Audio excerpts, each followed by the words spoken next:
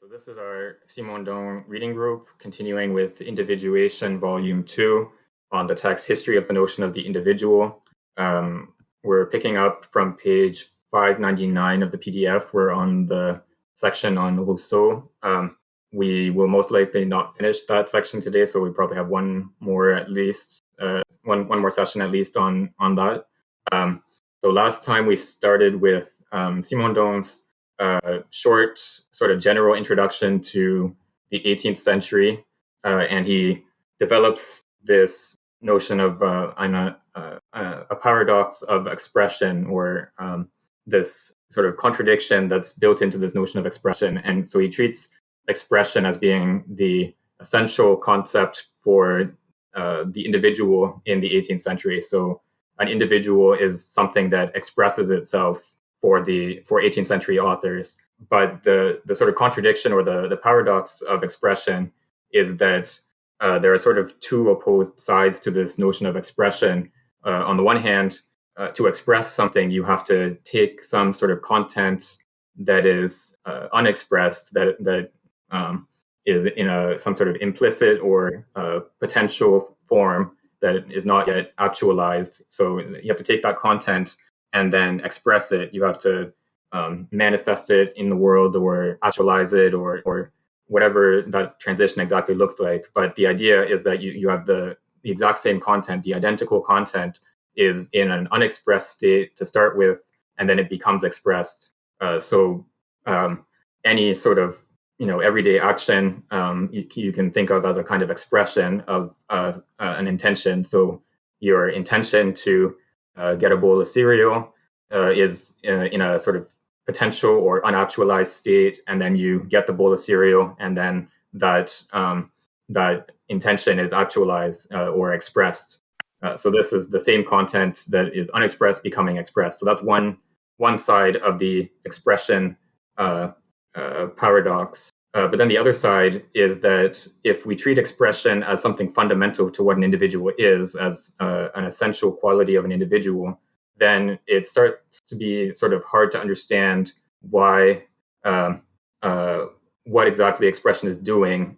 So if we're just taking the same content, the exact same content goes from an unexpressed state to an expressed state, then what's the whole point of expression in the first place if there's no change to the content that is being expressed? And why is this process of taking a content from an unexpressed state to an expressed state, why is that process fundamental to what an individual is?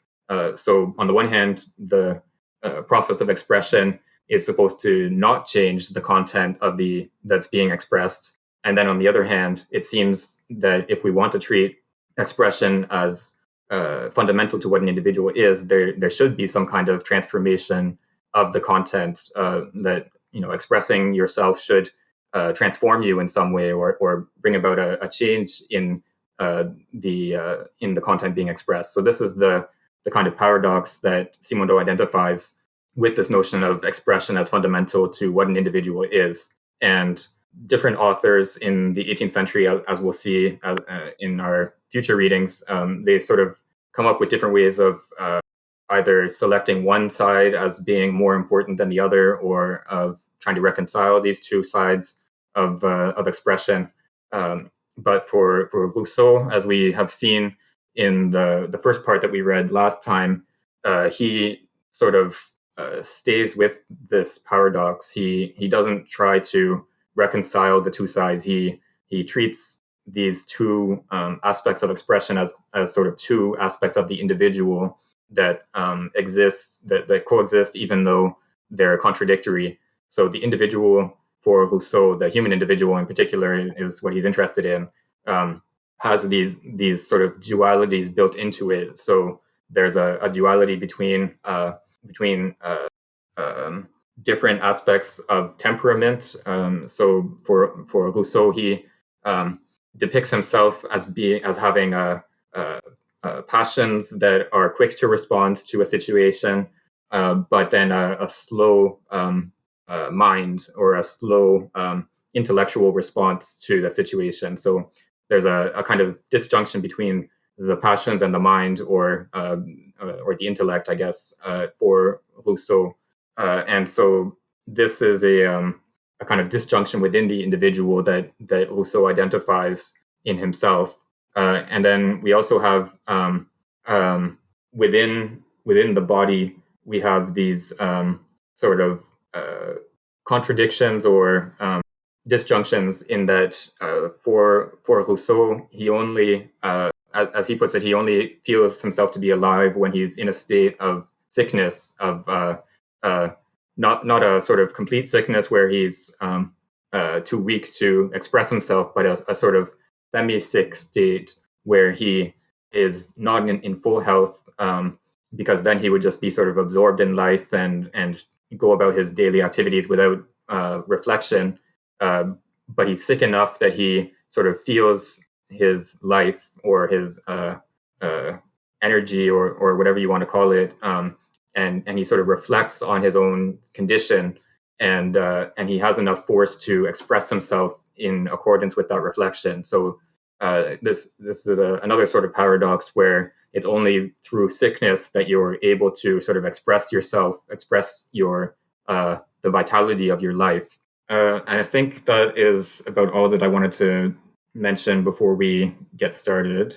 So if someone else would like to read from 599 of the PDF, Moral Conscience Reflects. Yeah, I can read. Moral conscience reflects the same basic duality. All things considered, I, who always believed and still think the best of men, felt there is no man, however pure it may be, who does not internally conceal some hideous vice. Theft has its beautiful side. It is a form of desire and access to inaccessible places, to a garden of the Hesperides. Consequently, there is an ambivalence in theft, which is on one side a wrong, the possibility of debasement, and on the other, an act that provides the feeling of freedom. The degrading automatism of instinctual theft and the freedom of the gratuitous act coincide in the ambivalence of individual motivation. In itself, the act of expressing is capable of organizing the individual being, but at the price of a duality lived at the very instant of expression. Quote, by giving myself both to the memory of the impression and to the present feeling, I will doubly depict the state of my soul, namely the moment when the event happened to me and the moment when I described it. The state of self-enjoyment that characterizes expression is comparable to the states of self-enjoyment that are the very feeling of existence in its immediacy and irreducibility. This feeling involves plenitude and desire at the same time. The plenitude is that of sensation, whether direct or rekindled by memory. When the being is fully engaged in pleasure or passion. Possession is enjoyment, which can have external objects but is nonetheless a happiness separate from its source, withdrawing, so to speak, from things and beings, while continuing to draw its strength, its duration, and its renewal from things and beings. Quote, how to say what was not said, done, or even thought, but tasted, felt, without uttering some other object of my happiness than this very feeling. Happiness followed me everywhere. It was not in any assignable thing, it was all in myself, and it could not leave me for a single moment. This ambivalence of interiority and exteriority, of the dependence on, quote, occasional causes, unquote, and autonomy, is clearly marked in reverie, and quite particularly in the first form of reverie for Rousseau, wherein the being transforms the sensations it receives from nature around him and reconstitutes an inner landscape within himself. On feast day, Jean-Jacques goes out for a walk around town in solitude haunted by the image of Madame de Warren. Well, the context first announced reemerges in impressions, and what alone is described is that which remains in memory to have touched his heart. The external circumstances, the ringing of bells, the beauty of the day, the pleasantness of the landscape, the scattered pastoral houses, so to speak, seen again, refracted by the sensations. This reverie directed toward the future is a precise reverie, not diffuse like those reveries of the dialogues in the promenade, which will be later. If there is a part of receptivity in it, there is also a part of creation, and in this rapport between receptivity and creation, or better yet, between the passive state and the active state, it is the first state that will increasingly prevail as Jean-Jacques grows older. I guess I could stop there. I don't know, this paragraph is another long one. Yeah, that's fine. That's a good place to stop for now. Right, so there's another point that I didn't mention in my recap that we talked about last time, which is the way that for Rousseau there's this influence of the environment on his sort of spiritual state or his emotional state. So he sort of finds himself in various emotional states dependent on what kind of surroundings he's in. And Simondon, in a couple of footnotes, makes this kind of strange explanation of how Rousseau belongs to what he calls a vegetative type of personality. So he he only feels himself to be in a state of strength or a state of pleasure or happiness when he's surrounded by vegetation. And so when he's in town and he's surrounded by buildings and there's no plants around him, he feels like he can't breathe and he feels weak. And then when he is in the countryside and he's surrounded by plants, he feels that he can breathe freely and he feels the sort of strength and the vitality that he didn't have in the city. And so the sort of typology that Simondon proposes here, I think, is a little bit debatable, but at least this is a sort of recurring pattern in Rousseau's writings that he sort of represents himself as being influenced by the surroundings in terms of his emotional state. There's also here another sort of opposition or disjunction within the individual that Simondon identifies, which is what he calls here the ambivalence of interiority and exteriority. So the exterior aspect is again this influence of the environment on the emotional state of the individual. And so the individual or Rousseau as this individual is sort of subject to influences from without, but at the same time he wants to identify himself as being autonomous, as being an individual who is sort of distinct from other individuals and has this sort of singularity.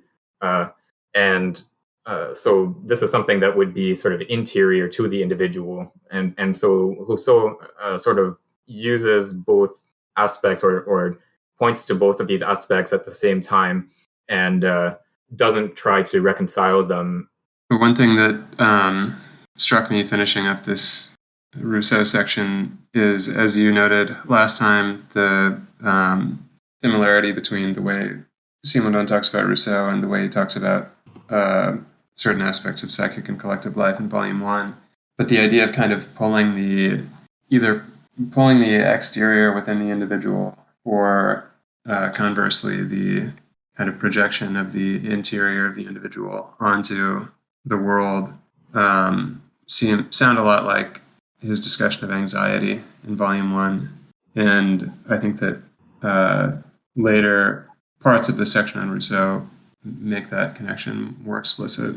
Yeah, so we did talk about last time how some of these passages on Rousseau, I think, suggest that he is sort of thinking of Rousseau when he develops certain concepts in Volume 1 that we saw when we were reading about psychic and collective individuation.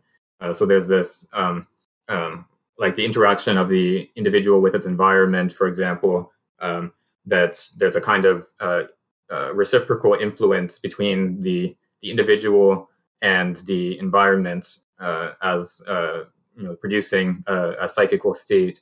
The bit about anxiety, I'm not sure exactly how it will fit in here, but yeah, I guess the idea here, this relationship between the internal and the external is, so in the section on anxiety, there's a kind of, he treats anxiety as an attempt to sort of realize within the individual something that should be or is normally accomplished in the collective.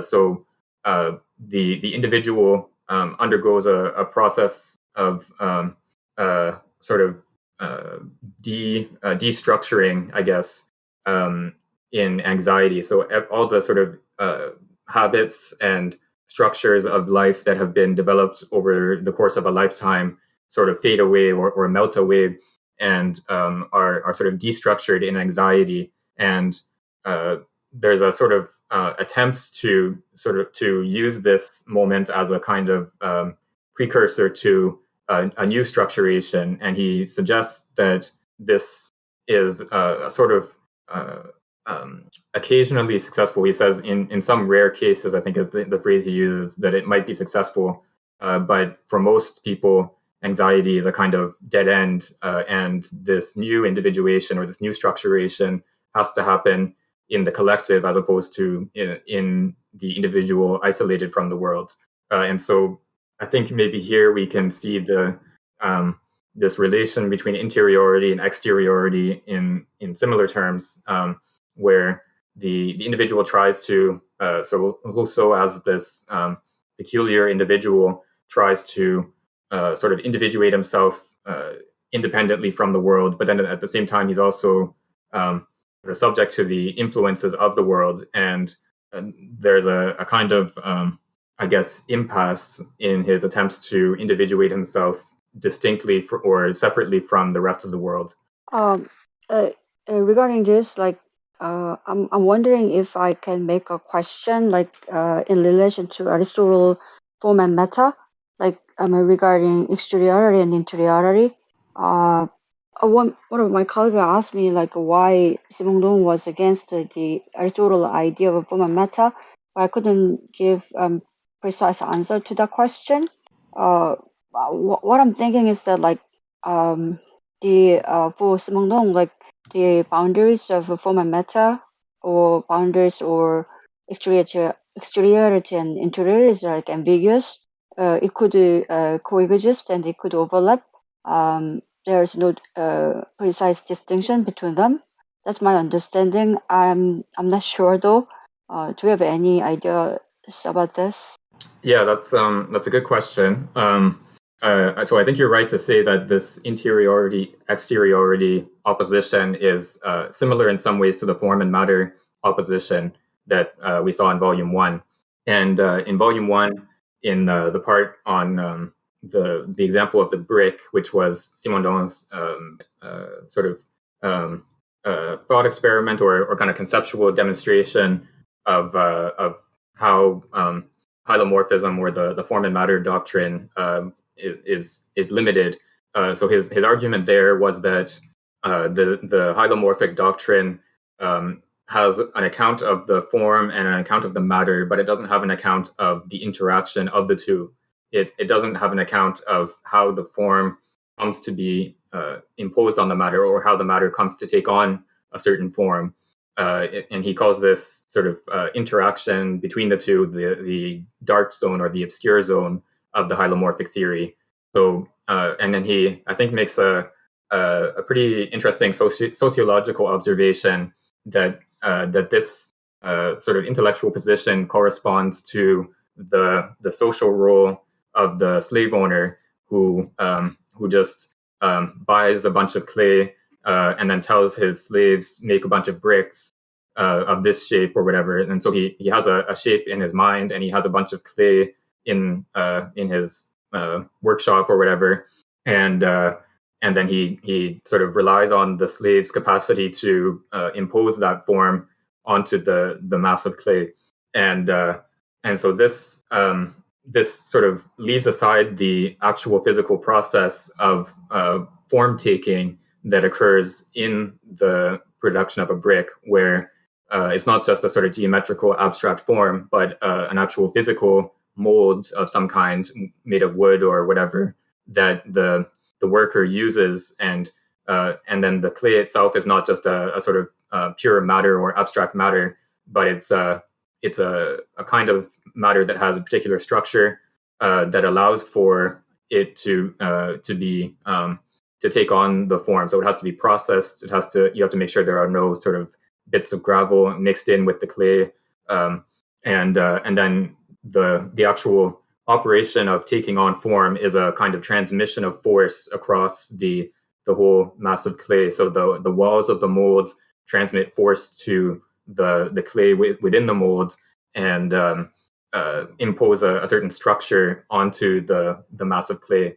And so it's this interaction that Simondon wants to focus on, as opposed to the the matter and the form before the interaction. And so this is, I think, his an instance of his sort of general strategy with any of these conceptual oppositions. So, like in this case, interiority and exteriority. He wants to focus not on the two terms before they become related or before they interact with each other, but he wants to look at the sort of fine grain of that interaction itself as being what is fundamental, and then seeing the two terms as being sort of generated out of that interaction. So Just, sorry, go ahead. I was just going to say quickly, it just occurred to me that how similar that is to the antinomies in the first critique and finding the ground under the dialectical opposition. Sorry, go ahead. Go ahead, Ollie. What I do is it's the process of singularity, because according to the here another question comes up who's the agent of the whole the process. But apart from that, what I'm thinking is that how to mix the matter.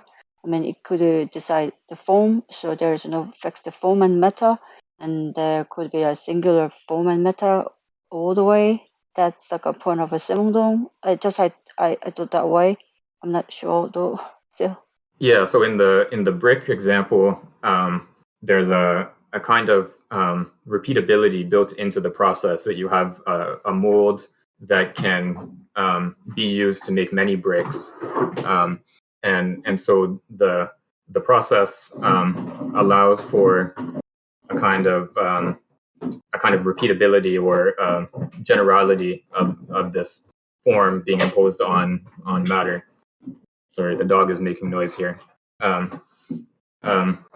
Whereas in other examples, like the crystal example that he wants to use as a sort of replacement for the brick as a sort of paradigm, the crystallization is always a singular event because there's always this germ crystal that brings about the crystallization of the fluid, and it's somewhat ambiguous, I think, in that text where exactly this germ crystal is meant to come from. In the case of just sort of crystallization examples, we can sort of take an existing crystal as being the germ for a new crystallization, but I guess we would want to know in general where the initial structure comes from that brings about structuration, and he's somewhat vague on that topic.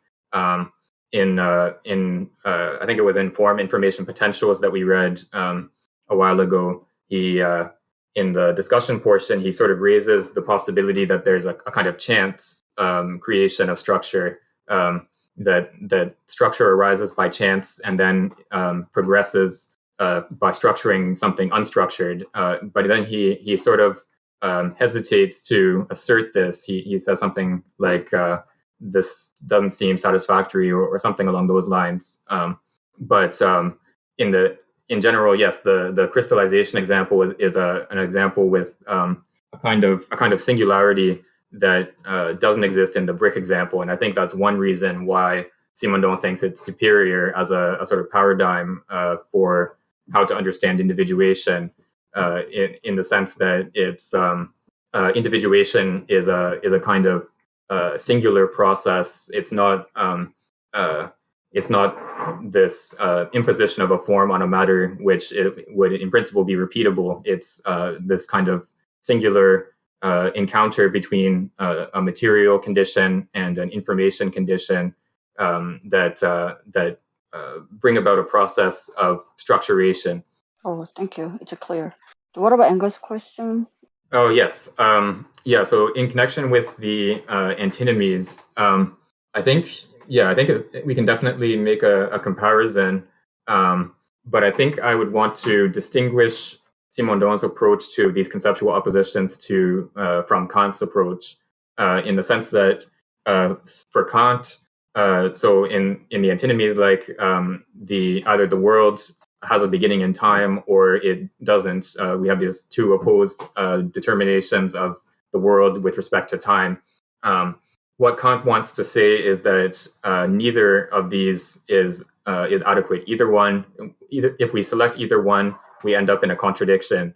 And so his sort of solution to this problem is to say that these concepts, in particular the use of the concept of time, only apply to the world as it's given to us in experience, and so we can't assert of the world as it is in itself that it either has a beginning in time or doesn't have a beginning in time.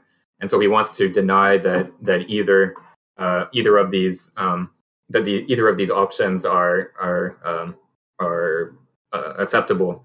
So Angus has put in the chat here that in the last two antinomies, both options are true. So in the first two, he wants to say that neither option is true, and then in the second pair of antinomies, he says that both are true. But I think in each case, he wants to sort of deny the validity of the opposition, of this conceptual opposition, insofar as it applies to the world as it is in itself, or to God or the soul, and so on. In the paralogisms and the other parts of the dialectic of pure reason. So he I think where I think it differs from Simondon is that Simondon wants to give a sort of dynamic or genetic account of the opposition on the basis of the middle term or the relation between them. And so this is connected with his doctrine of relation having the status of being. And so it's not form and matter that we start with as two opposed terms and then try to explain how they interact with each other, but we start from the relation between form and matter, or the interaction between form and matter, and then we see how the two opposed notions of form and matter arise out of this relation or out of this middle term. And so I think this is a sort of genetic account of conceptual oppositions, whereas what Kant wants to do is a kind of, defusing of conceptual oppositions, kind of making it so that we don't feel like we need to choose between these pairs of opposed concepts in, either the world has a beginning in time or it doesn't, in the way that we sort of felt the need to do in pre-critical philosophy. Okay, so let's go on to the next bit. Ollie, would you like to read? Let's see, where did Angus leave off?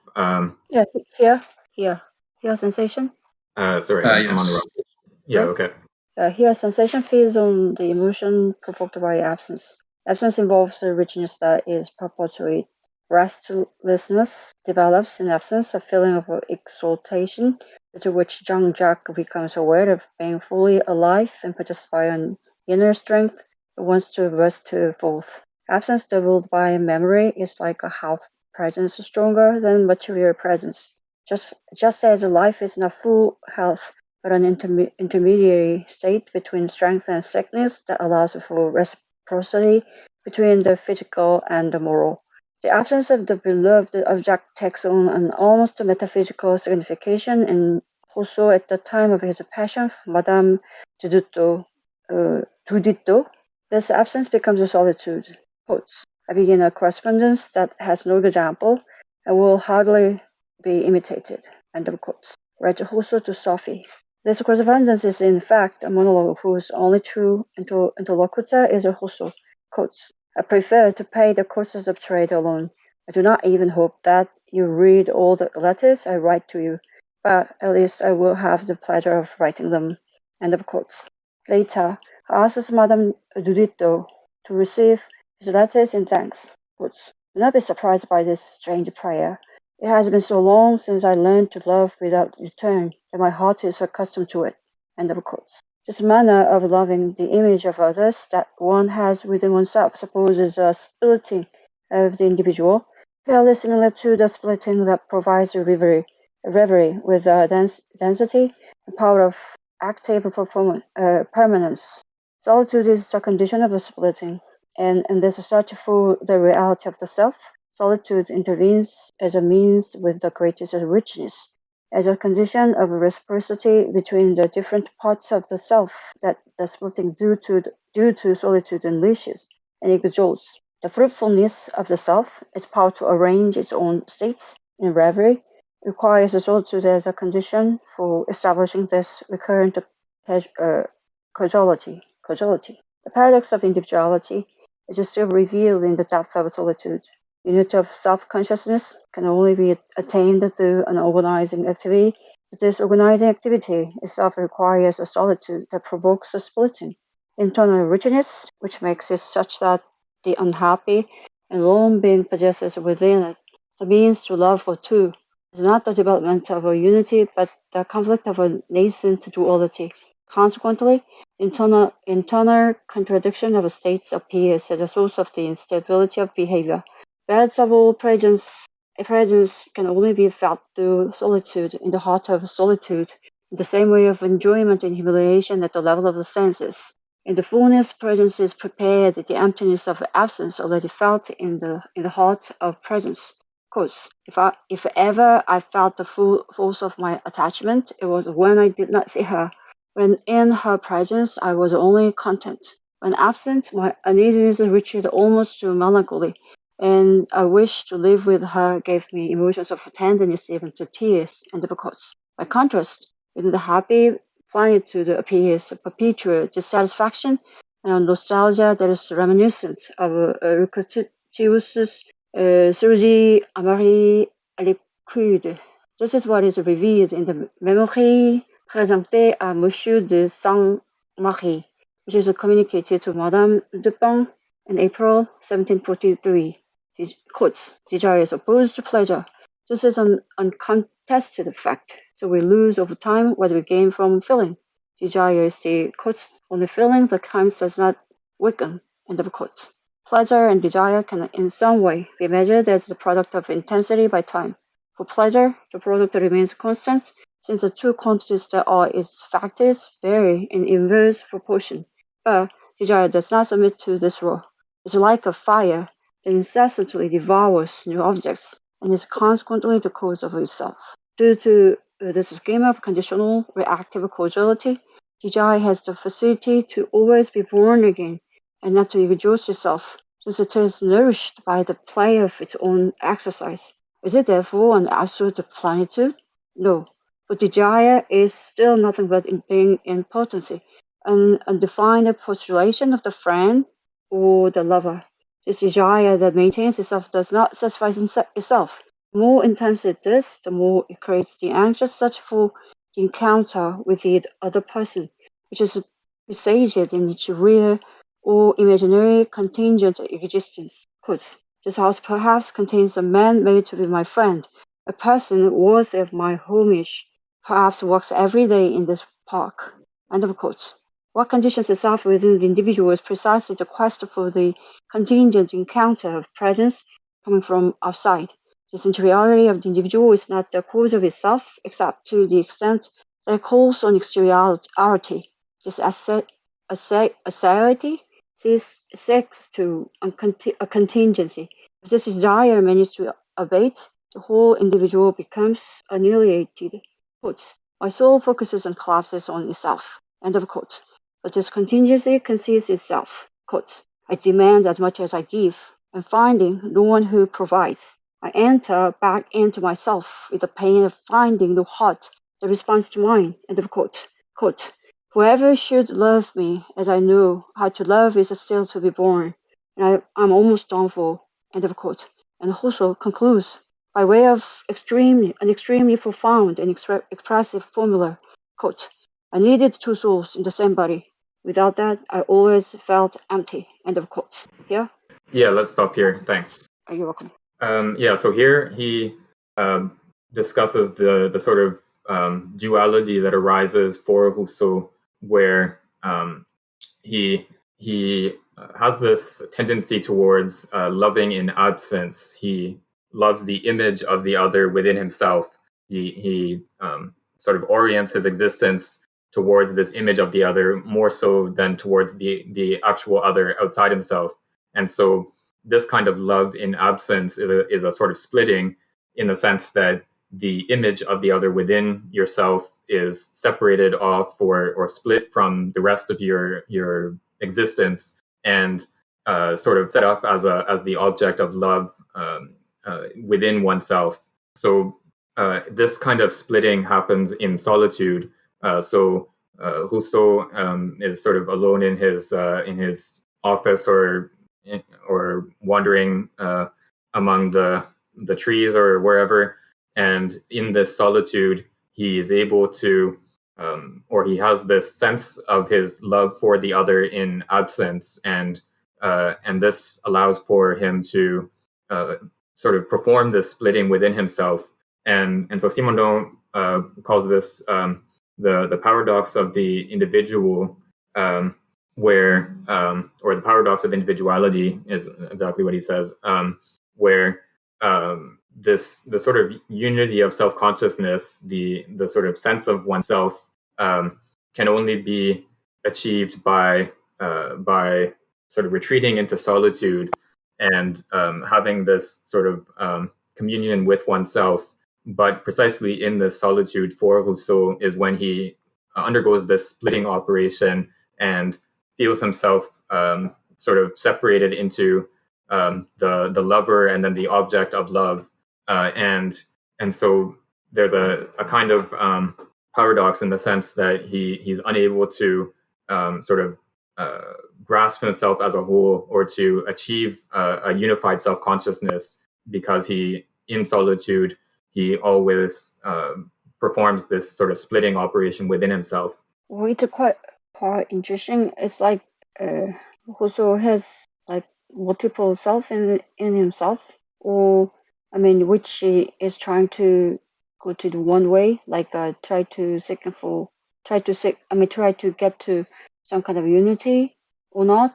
Because he absolute plenitude, what he meant here is like he also perceived his state is kind of related to multiple self. And then second thing is like the definition of Tijaya here, interesting too, because kind of compared to the definition of Tijaya of Spinoza or other philosophers, I think it has also distinctive points. Yeah, I think you're right to say that there's a kind of multiplicity in Rousseau that sort of defies any attempt at unification, and so this is what Simondon draws from that last line that he quotes from Rousseau, that he has to feel two souls within one body. That's sort of his ideal that he is striving towards, and of course this is a sort of impossible ideal, but what he but there at the same time there's a constant striving towards this unification that is never achievable. So there's this is the sort of romantic with a capital R side of Rousseau, with this sort of impossible task that he set himself of realizing a unification of this multiplicity within himself. And then on the second point on desire here, I think we can. So what he suggests here is that he wants to make a distinction between pleasure and desire, in the sense that pleasure is something that that sort of is realized and then fades away. So achieving pleasure sort of leads to the sensation fading away, and so I don't know. In a sort of trivial example, if you're hungry and you have something to eat, you have the sense of pleasure of being full, or of sort of satisfying your hunger. But then that feeling fades away.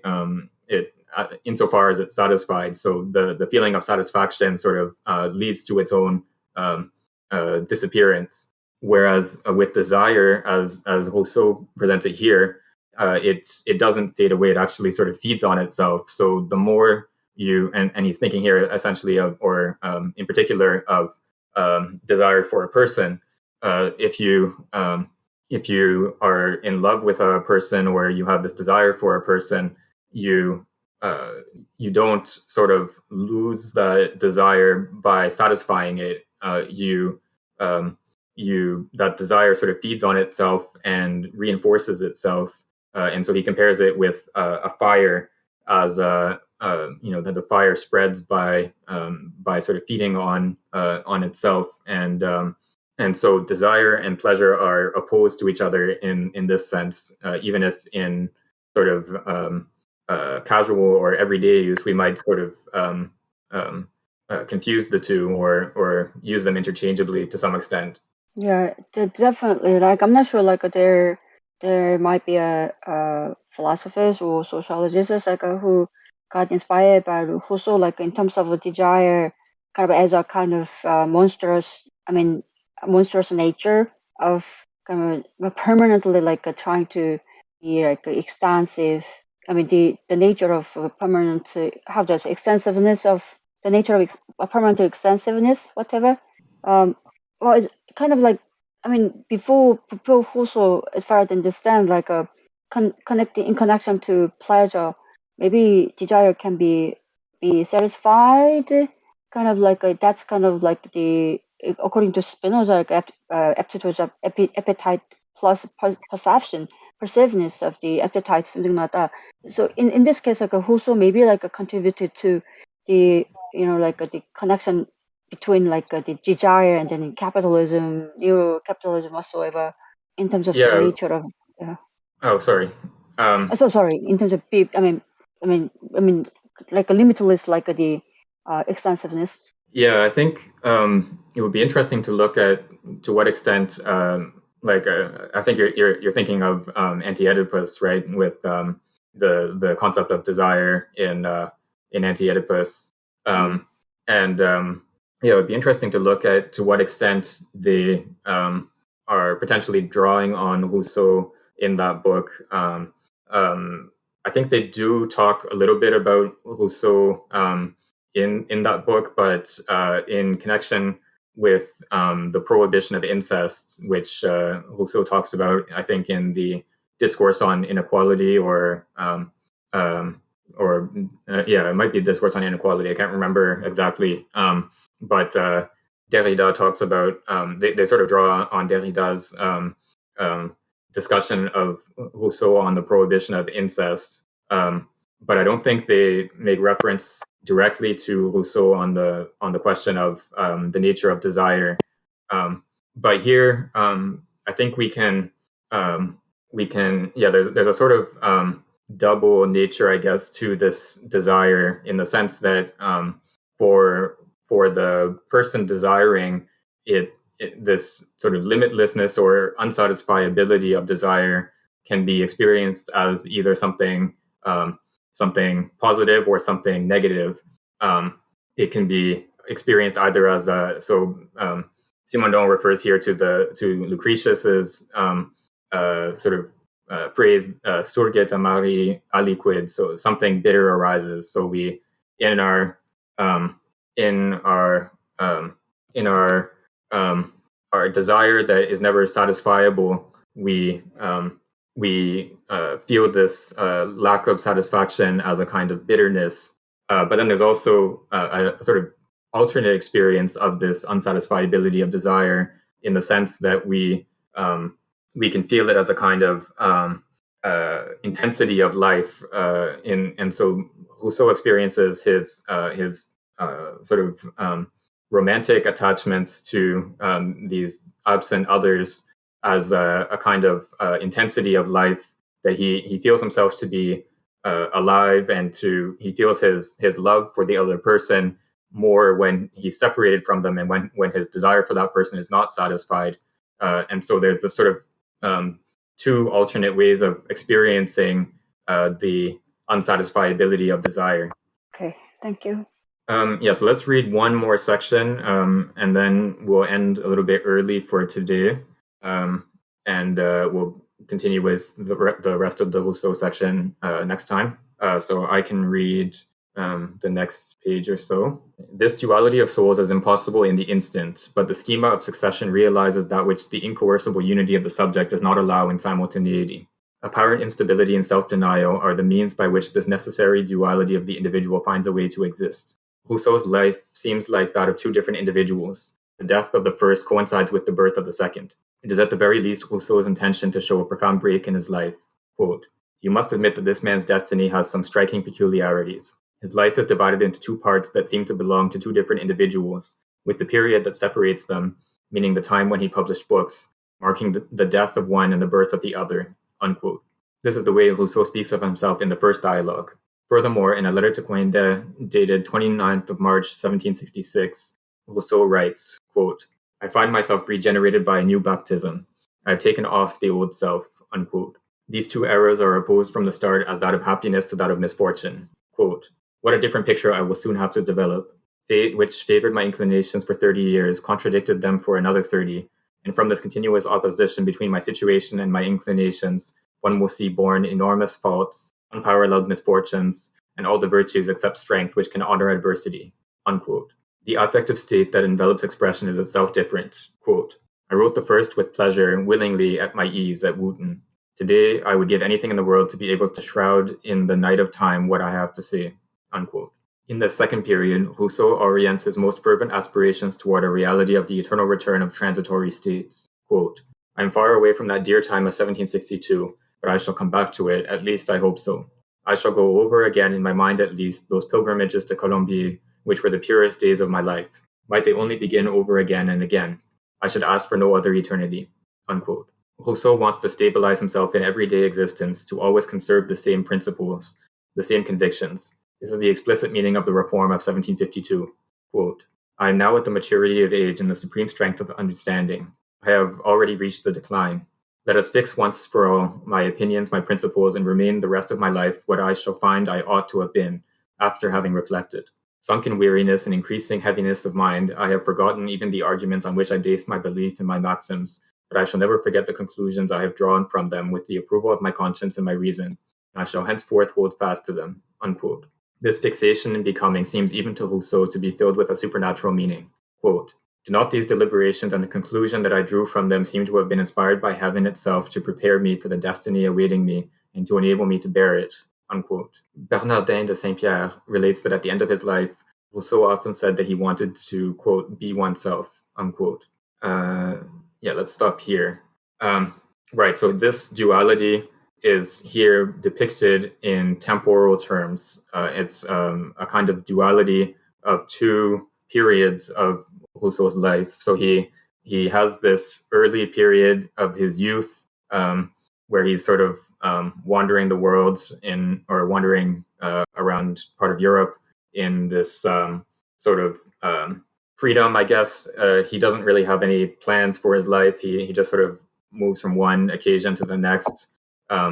And then his later state, which he dates from the time when he starts publishing books, he considers to be one of unhappiness, because he deals with criticisms of his works and what he thinks is a conspiracy against him. And so this is the sort of division of his life into these two periods. So he takes this fundamental duality of the individual and he separates it into two chronological periods in his life. So this is sort of one manifestation of that fundamental duality, or one way of grasping that fundamental duality in chronological terms. Okay, I was just going to say this idea of the different aspects of the self that come out at different times. It seems like the way that people, kind of people writing about traditional metaphysical issues and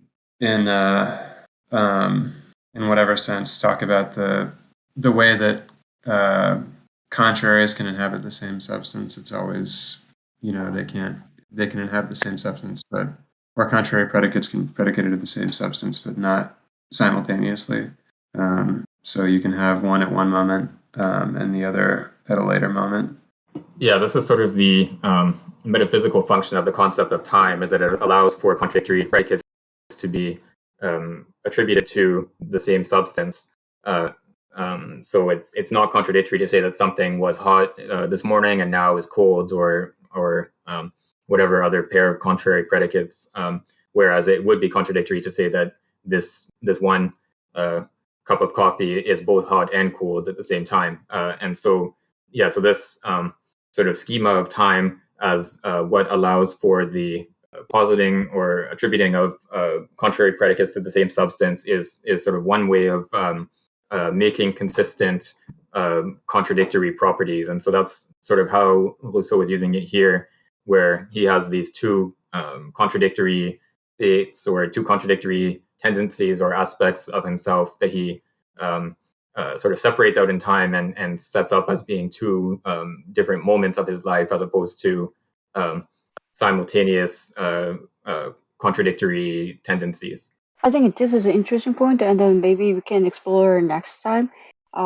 As far as I understand, when I read Simondon, I thought like the relationship between psychic individuation and collective individuation. I thought that collective individuation is a continuation effect of psychic individuation. For example, like accumulation of psychic individuation of each individual lead to the collective individuation, something like that.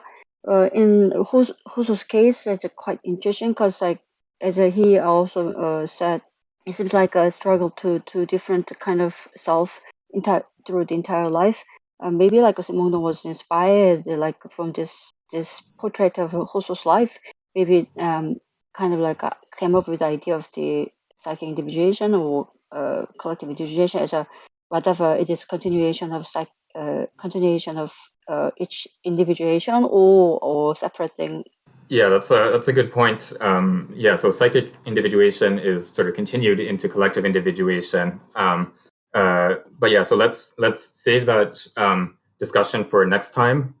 So if you could remind me at the beginning, that would be great, and then we can discuss. I think you're right to say that there's a lot in the psychic and collective individuation part of Volume 1 that we can sort of hypothesize was kind of derived from his study of Rousseau, or at least that there's a strong connection between those two parts of his work. Yeah, okay, so thank you. Let's end here for today. So thanks for coming out, and hope to see you next time. And I think we should be able to finish the section on Rousseau next time. Yeah, sure. Thank you so much. Thanks, everyone. Have a good week.